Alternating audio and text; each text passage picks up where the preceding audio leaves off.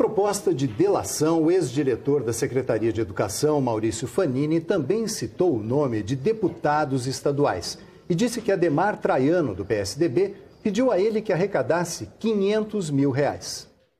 O ex-diretor da Secretaria de Educação, Maurício Fanini, afirmou que o presidente da Assembleia Legislativa, Ademar Traiano, do PSDB, pediu R$500 mil a empreiteiros que prestavam serviços à Secretaria de Educação do Paraná.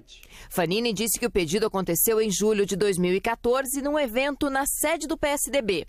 O deputado estadual, Ademar Traiano, de maneira intimidatória, teria dito: fale com o Eduardo da Valor e com o Denilson da Talento e diga para eles me arrumarem R$250 mil cada um, porque eu vou ser o próximo presidente da Assembleia Legislativa e eles vão precisar de mim. Fanini afirmou que, sem pedir autorização para o governador, cumpriu o que o deputado havia dito. No documento, Fanini afirmou ainda que Eduardo Lopes de Souza, o dono da Valor, confirmou ter repassado R$150 mil para o deputado e Denilson R$100 mil. Em outro trecho, Fanini disse que Eduardo Lopes de Souza comentou com ele sobre as contribuições para campanhas do deputado Plauto Miró, do Democratas, Ademar Traiano, do PSDB, do deputado Valdir Rossoni, também do PSDB, e do então candidato Tiago Amaral, do PSB, filho do conselheiro e atual presidente do Tribunal de Contas, Durval Amaral. Na delação homologada pelo Supremo Tribunal Federal no fim do ano passado, Eduardo Lopes de Souza disse que fez repasses que somaram R$600 mil a Plauto Miró, R$400 mil a Ademar Traiano, R$460 mil a Valdir Rossoni através de um assessor do deputado e R$50 mil a Tiago Amaral. A empresa Valor é apontada pelo Ministério Público como uma das principais responsáveis pelo escândalo revelado na Operação Quadro Negro. De acordo com os promotores, pelo menos R$20 milhões foram desviados da reforma e construção de escolas que mal saíram do chão. Maurício Fanini disse que tratou diretamente dos aditivos dos contratos para as obras das escolas estaduais com o primeiro secretário da Assembleia Legislativa, Plauto Miró. No fim de 2014, Fanini afirmou que foi chamado à Assembleia pelo deputado Plauto Miró para tratar de aditivos das obras da construtora Valor.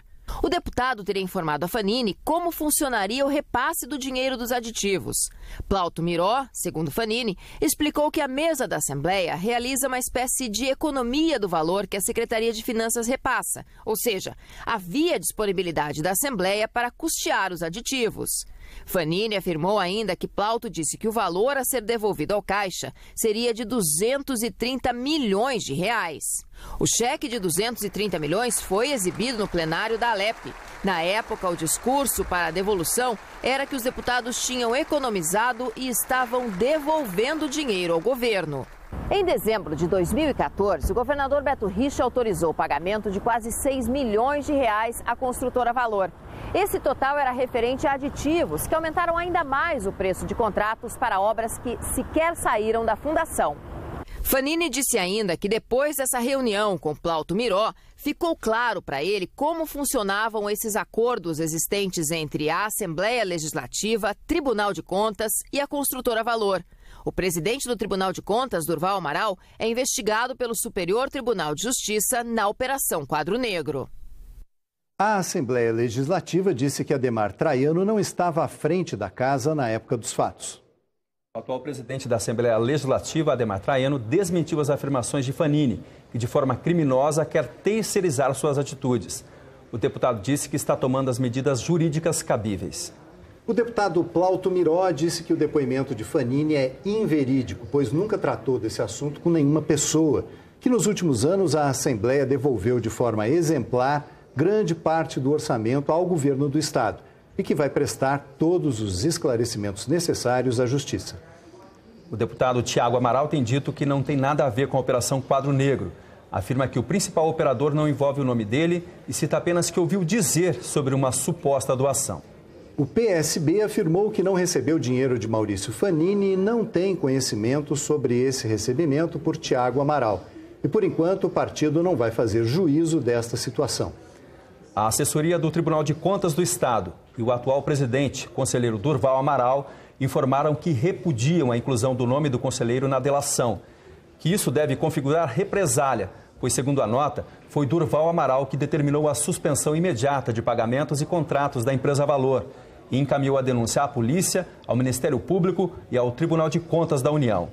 O Tribunal de Contas esclareceu que não tem qualquer interferência na concessão de aditivos a obras.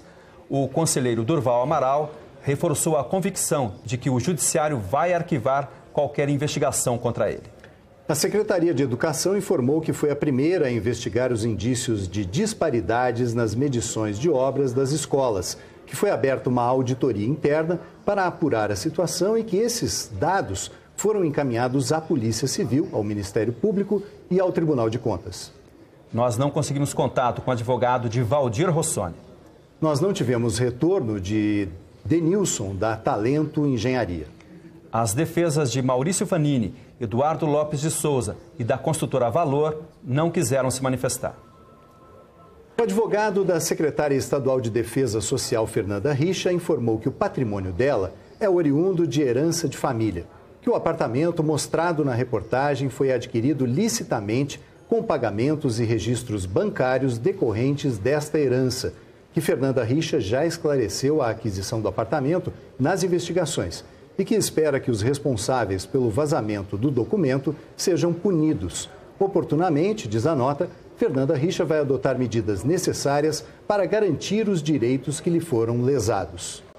Na proposta de delação feita à Procuradoria-Geral da República, Maurício Fanini falou ainda de supostas interferências do ex-governador Beto Richa em investigações que envolviam desvios de dinheiro público. Maurício Fanini disse que participou de uma conversa na casa do ex-governador no segundo semestre de 2013 e que Fernanda Richa contou que Ezequias Moreira, assessor do ex-governador, tinha ido ao apartamento do casal, preocupado com uma possível prisão. Ezequias teria dito a Fernanda: "A juíza está louca, ela quer me prender." Fanini disse que o Deonilson Roldo falou em tom eufórico. "Ainda bem que me lembrei daquele cargo vago na Secretaria do Cerimonial." Fanini disse que ouviu de Richa: "Por tudo o que Ezequias significa, eu não tinha outra solução senão protegê-lo." Ao assumir o cargo de secretário do cerimonial, em julho de 2013, Ezequias Moreira ganhou foro privilegiado. Ele foi condenado pelo Tribunal de Justiça a 6 anos e 8 meses de prisão, mas não cumpriu a pena porque o caso prescreveu. Ezequias permaneceu como secretário de Estado por 5 anos e deixou o cargo na semana passada.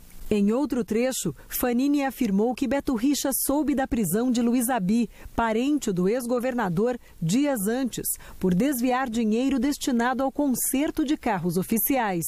Fanini declarou que na segunda-feira, dia 16 de março, foi confirmada a prisão e que à noite ele foi com a mulher à casa do governador, onde teria ouvido do próprio Richa que Sérgio Boto de Lacerda, procurador do Estado, assumiria a defesa de Luiz Abi. Maurício Fanini disse que no dia 17 de março de 2015, o Ministério Público pediu esclarecimentos à Secretaria de Educação a respeito de uma denúncia anônima de que ele estava recebendo dinheiro das empreiteiras. O ex-diretor da Secretaria de Educação contou que logo após essa denúncia foi ao Palácio tentar falar com o governador. Richa, segundo ele, estava desesperado, apagando fotografias e mensagens do celular e teria pedido que ele apagasse todas as fotos e mensagens dos dois. De acordo com Fanini, o governador disse ter passado o final de semana apagando as fotos que tinha com ele e com Luiz Abi. Fanini declarou que não apagou as fotos dele. Maurício Fanini disse que por volta de maio de 2015 foi chamado pelo então chefe de gabinete Deonilson Roldo para uma reunião sobre o atraso das obras das escolas e que Deonilson pediu que ele resolvesse e, caso contrário, seria um escândalo, uma flecha direto no coração do governador e que a partir daí começou a cobrar diariamente a execução das obras, até o dia em que foi exonerado do cargo de diretor da Secretaria de Educação. Maurício Fanini disse que soube da própria prisão 5 dias antes. Afirmou que recebeu a notícia do procurador do Estado, Sérgio Boto de Lacerda. Falou ainda que foi aconselhado por Boto a apagar computadores e se livrar de provas que pudessem comprometer Beto Richa, como documentos, dinheiro em espécie e fotografias. Na mesma noite, Maurício Fanini disse que foi à casa do governador e que Richa disse que ele ficaria apenas 2 dias preso. Seria uma satisfação à imprensa e à opinião pública. Fanini foi preso no dia 21 de julho, na primeira fase da Operação Quadro Negro, e ficou 10 dias na prisão. O ex-diretor da Secretaria de Educação apresentou à Procuradoria-Geral da República uma troca de mensagens entre a mulher dele, Betina, e a então primeira-dama, Fernanda Richa. No dia 24 de julho de 2015, Fernanda escreveu para Betina: "B, bom dia. Não fique brava comigo ou com o Beto. Amamos vocês. Vocês são e serão sempre nossos amigos. Estamos acompanhando e fazendo o possível."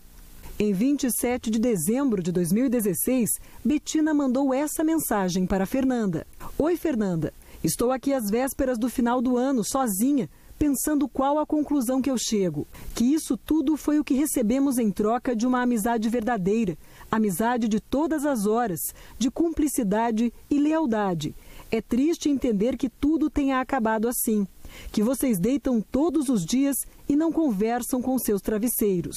Não precisa me responder, pode fingir que não viu. Eu precisava falar." O procurador Sérgio Boto de Lacerda afirma que já prestou esclarecimentos ao Ministério Público do Paraná.